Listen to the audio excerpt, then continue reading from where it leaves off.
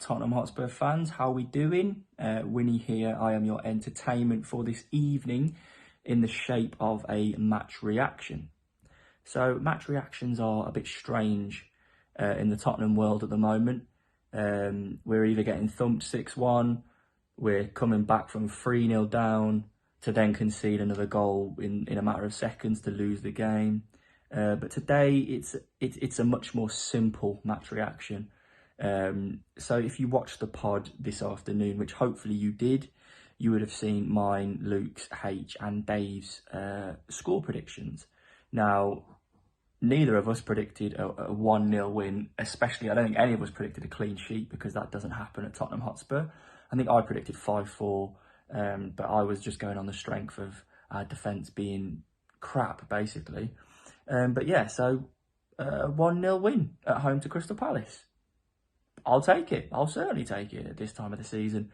If I'm being honest, I've written this season off now. So yes, call me a cynic, but I don't really care what happens this season. We could lose all of our games now, and I don't really care. I know I still care about Tottenham Hotspur, but I don't really care about what happens this season now. But so let's just dissect it. Mason making some bold decisions, dropping Eric Dyer from the squad or from the team. It's a bold decision, isn't it? We're talking about someone who's been the spearhead of our defence, even though he hasn't really been showing many qualities, leadership-wise, because he's supposed to be the leader amongst that defence, and he hasn't really been doing it.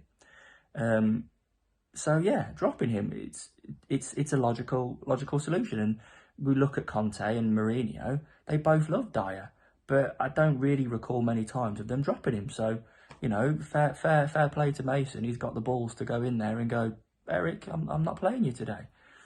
Another bold decision is the return of Chicken Royale. So we've talked about him many a times on the pod, on football Twitter. We see him as a right wing back, obviously. Now going forward, that's his frailties are going forward. He can't attack. But defensively, he's always been okay. He's been quite good.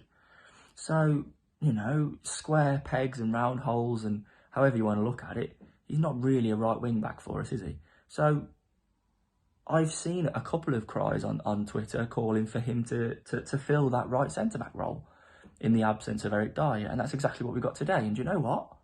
I think it worked. Longley, Romero and Royale. I don't hate it. For what we've got for the rest of the season, it will do. Defensively, he looked good. He didn't have to go forward because obviously we had Porro to do that for us. So do you know what? I think it worked.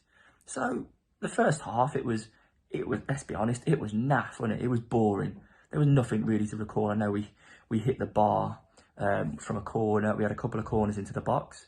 And then all of a sudden, in injury time, Pedro Porro, we know he can deliver a cross. And that's exactly what happened. He delivered a beautiful cross to the back post, where, of course, the main man, Harry Kane, was there to head it into the bottom corner. And it's as simple as that. It was a little bit of slack defending from Palace. Really, they switched off. You can't really switch off when you've got Harry Kane in the box, but they did. So they were punished. Second half, let's be honest, Palace came out strong, and we fully expected what we thought would happen, and that would be Palace to nick an equaliser. But fair play to Mason and fair play to Spurs, they held out.